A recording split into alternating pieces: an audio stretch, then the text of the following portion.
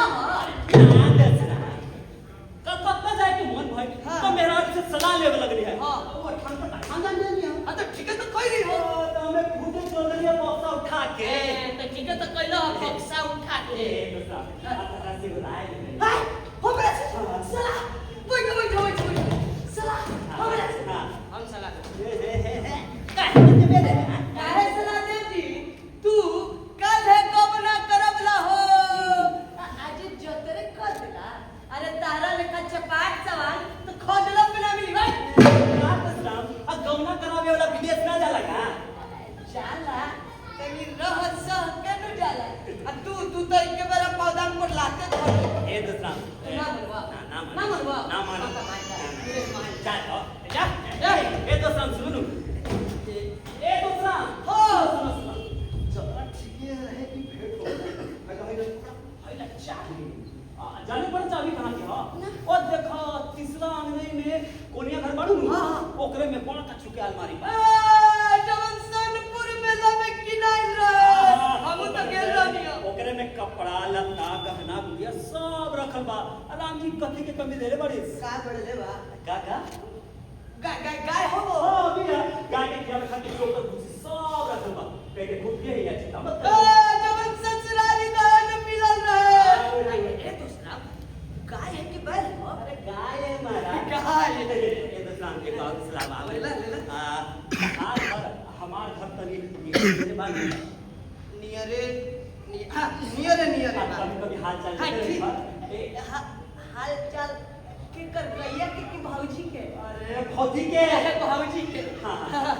जाई अरे जाई गोड़ी छूट जाए जा तनी दूसरा के हाल चाल ले भौजी के ए दोस्तरा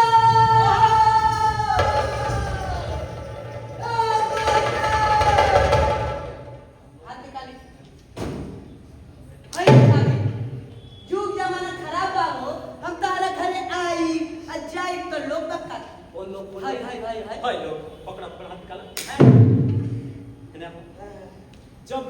हमार मन तहार मन साफ बा है ना तो कौन क्या कहेगा तनी बता कहीं से अपना घरे रही एगो हां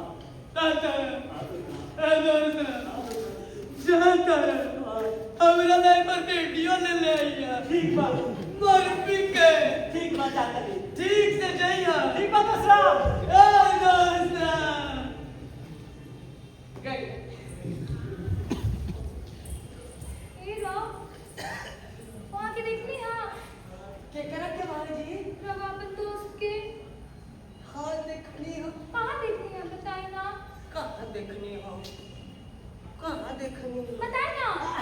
स्टेशन पे देखनी है टिकट कटा के और रेल में बैठ मेरा जान भेंट हो जाएगा एरो जाई भेंट हो जाई और ओइले बड़ोन ओबले झाझा नियर ओबले होई है ना कह के तो कुछो ना कइलन ह बाकी हमरा के एगो पक्का पहचान देख के कइलन कहने कइल ना हाथ निकालो पहली चाबी आ देखियो रिंग ढीला बा देखिए जानता होई चबिया कहां के हो हां तीसरा गरीब में एगो कोनिया घर बा वाह ओकरे में एगो अलमारी हो ओकरे में कपड़ा लत्ता लुगा साड़ी कुली रखल हो कलो न कोई खूब पहन गाय हो पिया तो गैया के हत न खियाया कि कब्जियत हो अच्छा खूब रबड़ी मलाई अनारकली बिस्कुट चावल करियो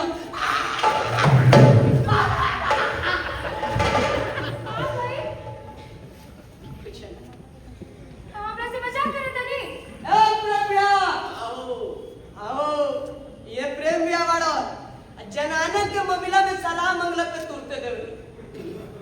प्रेमिया ये बताइए कि दोस्त का जनाना से मजाक किया जाता है